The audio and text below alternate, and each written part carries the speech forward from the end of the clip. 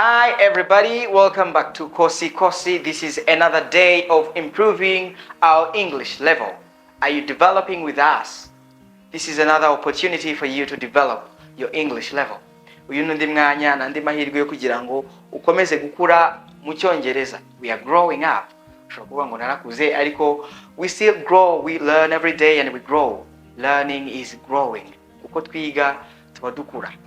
Today, as we looked about the kitchen vocabulary the last day, nkuko twarebye ku magambo cyangwa se ku nyungura magambo yo mu gikoni, tujye kureba bimwe mu bikoresho by'ingenzi cyane abantu benshi mukenera mu gihe muri guteka cyangwa se mu gikoni. I think this is very important for you because, as I said, you need to surround yourself with English. Ukeneye kwizengurutsa Icyongereza ku buryo uzajya uhindukira ukavuga ngo that's a spoon, that's a table. Ikintu cyose ukabuzi icyo ari cyo, ikiri around you, ikintu cyose kiri hafi yawe ukabuzi icyo ari cyo. So you will be able to say, give me that spoon please. Mpereza kiriya. Mpereza. So you will be able to say that in English. Let's start. The kitchen materials are very numerous. They are very many. But I'm going to tell you few of them. Ibikoresho byo mu gikoni ni byinshi cyane ariko ndabanyuriramo bike cyane ko ndahari ibyo ntazi mwe muri bundushe mushobora no kumbwira muri comments. First of all, we have a knife.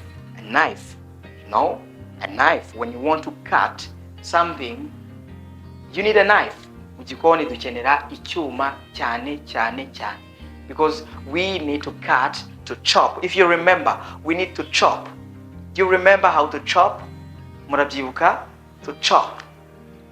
If you need to chop like garlic or onions, you need a knife to chop that. Dukenera icyuma cyo gukata.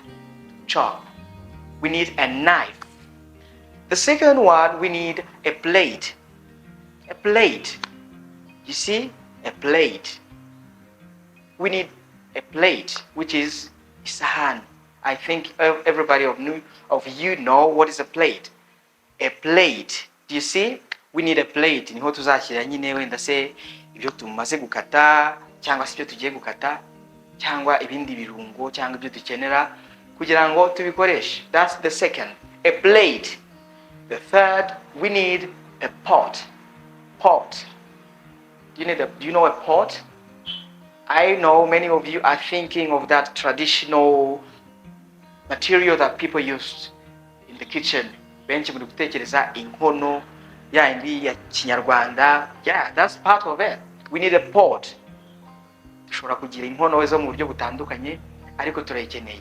Because of course we are in the kitchen for cooking and we cook most of the times in a pot. Or else we need a pan. Pan. Dukenera isafuriya. A pan. I know many of you think it's a saucepan. Abenshi muzi ko ari saucepan ariko ntabwo buri gihe pan yose ari saucepan. Saucepan is just for preparing the sauce. But we have different kinds of pans that we need in the kitchen. That is, we need a knife, a plate, a pot, and a pan. Those are the materials that we need in the kitchen. Uramutse ufite icyuma ukagira isahani, isafuriya cyangwa inkono utekaho. That's all. What else do you need? The following is a stove. A stove. We need a stove. Ni amashiga. Amashiga yo ashobora kuba ari modern or traditional stove. Bitewe ashobora kuba ari amashiga ya gakondo cyangwa se aya kijyambere. Gaze, ayo twita kijyambere ubwo ni ushobora kuvuga gaze, cuisinière, something like that. A stove. A stove. If you have a stove and a pan, and then you have a knife and a plate, you can start preparing your meal. That's it. The following is something we said is called a grater. Grater. Do you see that? A grater. Twabonye ko dushobora gukenera kurapa ibintu bitandukanye, like grating the garlic. It's called a grater. Icyo dukoresha niyo bita grater. Many people don't know that. Please give me that grater. I need to grate these garlics. I need to grate these onions. I need to grate these ginger. I will tell you sometimes about the ingredients that we use in the kitchen. Nzanyuzamo babwire n'ibirungo dukoresha mu gikoni nubwo ntateka cyangwa se nubwo ntari umutetsi w'umwuga, ariko I know you will help me to find those things kuko muzabimbwira babwire ibyo ari byo in English. After getting a grater, we have what we call a bowl. A bowl. A bowl can be something like a plate, but which is somehow in this hemispherical, in this way. It has this shape. Ni ibyo bita uruho mu Kinyarwanda. Hari n'abantu batari babizi ko ari uruho ushobora kuvuga muti nigise na ushobora kuba isahani ariko ushobora gushyiramo nk'isosi cyangwa amazi ntameneke, because a plate is it's just like this. It's a plate, flat, but it's a bowl which we can use to serve the soup or something like that. That's another material that we need, a bowl. So we have got a plate, a knife, a pan, a stove. What else? We need a spoon. We need a spoon. Do you see a spoon? You know spoons.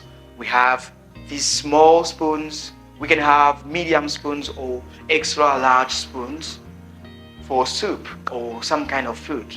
Spoon. We have spoon. Ikiyiko cyangwa se bitewe nuko mucyita ikirushe, mudaho, something like that. A spoon. That's another important material that we need in the kitchen. So you tell me other materials that you think you don't know in the kitchen. Hari ibindi bikoresho byinshi cyane bitandukanye. Hari icyo bita a whisk. A whisk. Do you see a whisk? Whisk is a material that many people use to stir. Do you remember how to stir? Hantu bakoresha bakoroga cyangwa se bavanga nk'amagi, for example, is in this shape. You see, it's called a whisk.